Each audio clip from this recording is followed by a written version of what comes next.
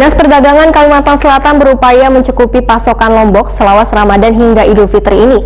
Koordinasi pun dilakukan dengan provinsi lainnya, Nangkaya, Sulawesi, Wan Jawa sebagai penghasil Lombok agar penyalurannya ke Banua tetap lancar. Harga Lombok wayah ini sedang mengalami kenaikan di pasar tradisional lantaran permintaan warga yang meningkat.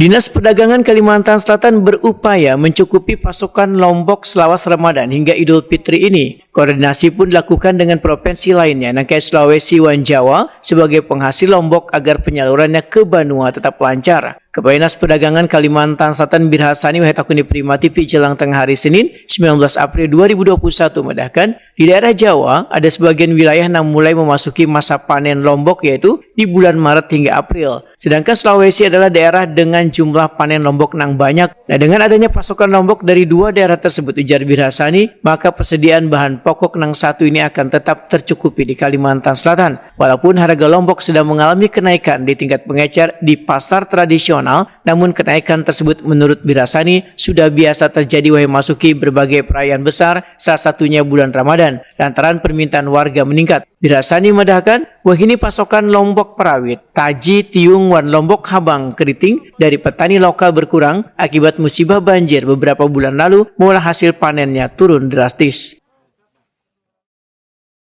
Kami sudah koordinasi dengan kementerian maupun dengan daerah provinsi lainnya bahwa ada terutama di Pulau Jawa di dalam bulan Maret dan April untuk cabai ada beberapa titik yang akan panen. Begitu juga di Sulawesi. Jadi kita tinggal lagi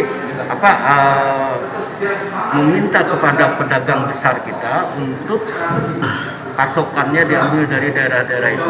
Tapi yang diperlukan sekali sebenarnya yang harus kita andalkan, ya mudah-mudahan dari kawan-kawan di Dinas Hortikultura Tanaman Pangan untuk pertama ini saat ini ya kita sangat terbantu oleh Sulawesi. Nah, jadi cabai tiung, cabai taji, cabai besar, keriting itu kebanyakan didatangkan dari Sulawesi.